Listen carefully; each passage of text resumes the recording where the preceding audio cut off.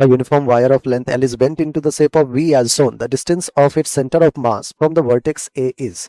हमें बच्चों इस पूरे स्ट्रक्चर का distance from centre of mass find करना है। अगर ये ध्यान से देखें आप, ये पॉइंट ए है, ए को ही हम ओरिजिन मान लेते हैं और ओरिजिन से सारा काम करते हैं। ए बी और ए सी एक यूनिफॉर्म वायर जिसका लेंथ एल था उसी का पार्ट है।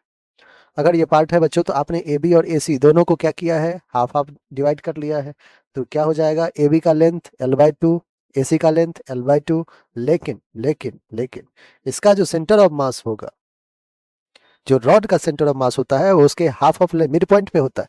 तो L/2 तो इसका पहले लेंथ आपने L को L/2 बनाया, अब L/2 अगेन हाफ होके L/4 बन जाएगा। ऑलराइट। सिमिलरली AC का जो मिड पॉइंट होगा वो कुछ यहाँ होगा बच्चों, वो भी क्या हो जाएगा, फ्रॉम ए L/4 हो जाएगा। ठीक, हमें सेंटर ऑफ मास फाइंड करना है। क्या AB का पूरा मास भी यूनिफॉर्मली डिस्ट्रीब्यूट हो जाएगा m/2, मास इस पे भी रह जाएगा m/2। क्या दोनों का दोनों मास जो है बच्चों वो ऐसे लोकेटेड है, कुछ ऐसे लोकेटेड है। ठीक, सेंटर ऑफ मास के लिए बच्चों एक बार सिमेट्री देखना बहुत जरूरी है। अगर आप ध्यान से देखें तो सिमेट्री जो है बच्चों वाई एक्सिस पे लाई कर रहा है।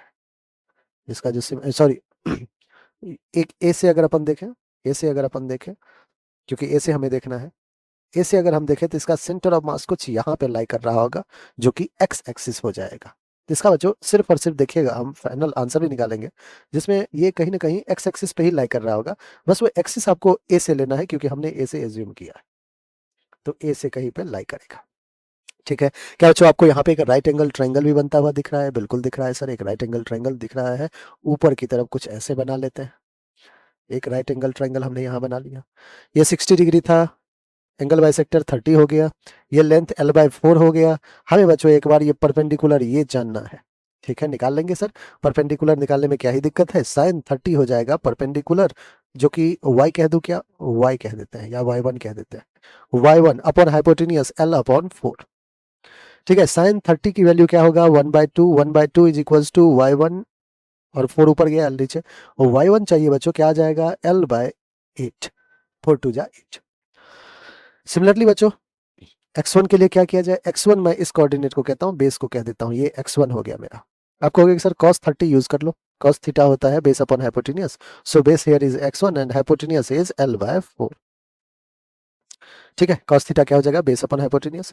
x1 की वैल्यू आ जाएगा L/4 cos 30 is √3/2, that is √3L/8। Alright बच्चों, सिमेट्री देखिए ऐसा है कि जो नीचे वाला ट्रायंगल है अगेन वो भी सेम ही वैल्यू होल्ड करेगा, x1 उसका भी वही रहेगा, ये 30 डिग्री,